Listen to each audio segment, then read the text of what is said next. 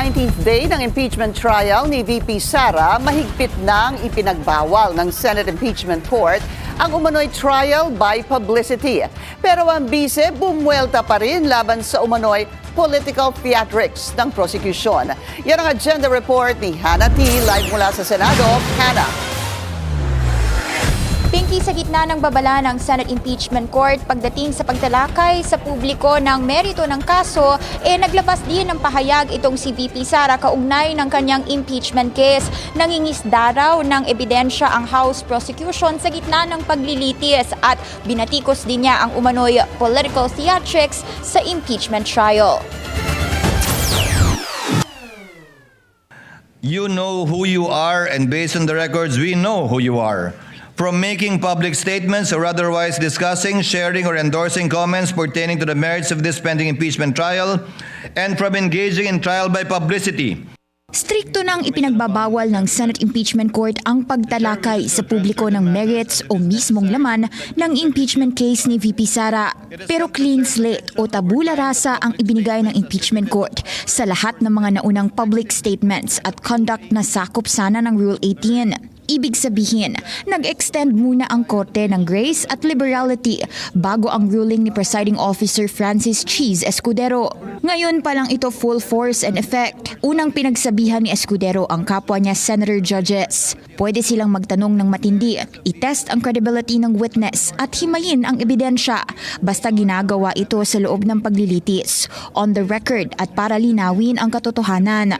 Hindi pwedeng mauwi ang pagtatanong sa speech, harassment, partisan advocacy o para bang may konklusyon na ang senator judge bago pa matapos ang kaso. I hope senator judges shall refrain from unparliamentary remarks, personal attacks, imputations of improper motive, and other language incompatible with the dignity of these proceedings and of parliamentary courtesy to other people. Sakaling may reklamo sa manner ng isang senator judge, isa sa mga posibleng remedyo nito ay pagsasampa ng ethics complaint. Bukod sa mga hukom, kasama sa ruling ang prosecutors, counsels of record ng prosecution at defense, mga testigo at mismong si VP Sara bilang respondent. Ilan sa mga bawal ang public comment na naghuhusga sa disputed facts, credibility ng isang witness, relevance, bigat o sufficiency ng ebidensya. Bawal din ang pag-prejudge sa resulta ng trial, pag-question sa mga pending ruling at mga pahayag na posibleng dahilan para mawala ng tiwala ng publiko sa kakayahan ng Senate Impeachment Court. Nilantad mismo ni Escudero ang mga naunang pahayag ng concerned parties na hindi na pwedeng ulitin. Kabilang dito ang pagturing sa bise bilang mastermind at pagtawag na scam umano ang paglustay ng confidential funds. Pagdating sa prosekusyon at depensa, dapat ebidensya, legal argument at court-appropriate language ang gamitin. Sa gitna mismo ng ruling ni Escudero, naglabas ng pahayag si VP Sara kaugnay ng kanyang impeachment trial. Hinamon niya ang prosekusyon na patunayan ang impeachable offense gamit ang ebidensya at hindi raw insulto, speculation o political theatrics. Tinawag din niya itong fishing for evidence during the trial at sinabing pilit umanong ginagawang kwento ng wrongdoing ang mga bagay na gusto lang maging totoo ng prosekusyon. Tinumbok pa ni Duterte ang mga naging pahayag sa loob mismo ng impeachment court, kabilang ang pagtawag ng isang senador sa witness na stupid, ang pagtawag ng isang abogado sa kanya bilang mastermind of a scam, at ang pagtawag naman sa kanya ng isa pang testigo bilang brat. Para sa bise, hindi raw nagpapatunay ng kaso o nagpaproduce ng ebidensya ang mga ganitong insulto. Sa ilalim ng ruling ni Escudero, mismong ang respondent o si Duterte ay expressly covered ng Rule 18.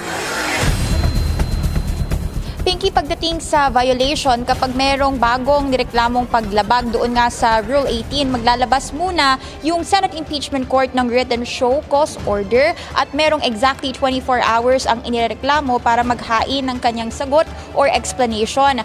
Two-strike rule naman yung parusa ayon kay Escudero. Doon sa first offense, Pinky, public reprimand at stern admonition in open court. At sa second offense naman, pwede nang magmulta ng hanggang 30,000 pesos pesos per violation at posibleng limitahan ang lawyer o party sa pagsasalita, pag-object or pag-examine ng witness doon sa floor.